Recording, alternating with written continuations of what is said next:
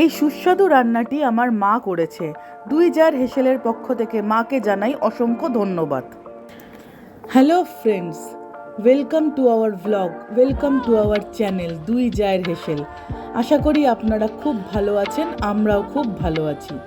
আজকে আমি আপনাদের জন্য নিয়ে এসেছি গরমের সবজি পটল পোস্ত। আজকে আমি আপনাদের সঙ্গে একটা পটলের সুস্বাদু একটা রেসিপি শেয়ার করব। তার জন্য আমাদের লাগবে বড় বড় সাইজের পটল, কালো সর্ষে, সাদা সর্ষে, পোস্ত, কাঁচা লঙ্কা, নুন, হলুদ আর চিনি। পটলগুলোকে আমি এরকম করে কেটে মুখগুলোকে ছুলে নেব।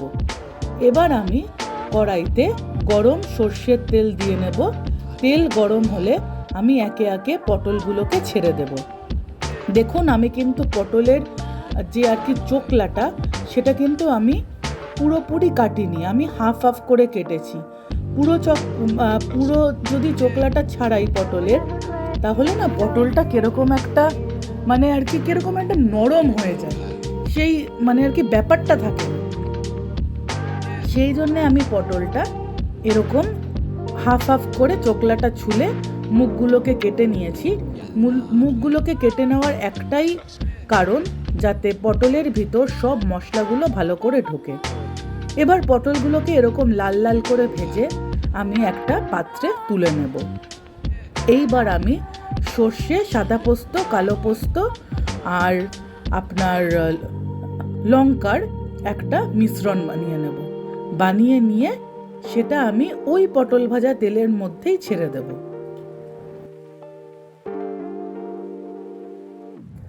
এবার আমি মিশ্রণটা কড়াইতে দিয়ে তেলের মধ্যে ভালো করে নাড়াচাড়া করে নেব।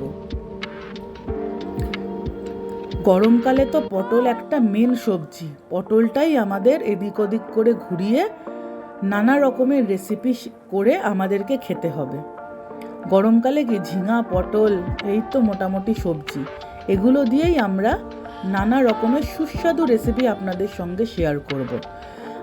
আচ্ছা বন্ধুরা, আপনারা কি খেতে পছন্দ করেন সেটা আমাদের কমেন্ট করে জানান, তাহলে আমরা সেরকম কিছু রেসিপি আপনাদের সঙ্গে শেয়ার করে দেখাবো। এবার আমি ওই মশলাটার মধ্যে একে একে নুন, হলুদ দিয়ে দিলাম আর আমি চিনিও দিয়ে দিলাম। যেহেতু এটা নিরামিষ রান্নায় দেখবেন নুন আর চিনি যদি সমান সমান পরিমাণ মতন ভালো করে হয়, রান্নাটার টেস্ট কিন্তু আরও বেড়ে যায়। এবার আমি ভালো করে মশলাগুলোকে কড়াইতে কষিয়ে নেব, ভালো করে মিশিয়ে। এবার ভালো করে মশলা থেকে তেল ছেড়ে এলে আমি ওর মধ্যে তেজপাতা অ্যাড করে দিলাম। একটা কথা শেয়ার করি আপনাদের সাথে, এই তেজপাতা কিন্তু আমাদের বাড়ির গাছের তেজপাতা, এগুলো কিন্তু আমরা দোকান থেকে কিনিনি। এইবার আমি ওই যে মিশ্রণটির মধ্যে পটলগুলোকে ছেড়ে দিলাম। পটলগুলোকে ছেড়ে দিয়ে ভালো করে মিশিয়ে নিলাম। ভালো করে নাড়াচাড়া করে নিয়ে নামানোর আগে আমি কিছু কাঁচা লঙ্কা চিড়ে দেব। যদি কেউ একটু বেশি ঝাল খায়, তাহলে যাতে সে খাওয়ার সময় লঙ্কাটা ডলে খেতে পারে। আর যাতে কাঁচা লঙ্কা কিন্তু রান্নায় যদি আপনি দেন, তার কিন্তু একটা আলাদাই গন্ধ হবে। দেখুন, আমাদের রান্নাটা হয়ে এসছে। কি করে বুঝবেন? যখন এরকম তেল ছেড়ে আসবে, তখন আমরা বুঝে যাব যে আমাদের রান্নাটা কমপ্লিট। এবার আমরা রান্নাটা সার্ভ করে নিলাম। আপনাদের যদি রান্নাটি ভালো লাগে, তাহলে আপনারা ট্রাই করে আমাদেরকে কমেন্ট করে জানান যে কেমন হলো। আর প্লিজ লাইক, শেয়ার আর সাবস্ক্রাইব করে দিন দুই জায়ের হেসেলকে। ধন্যবাদ।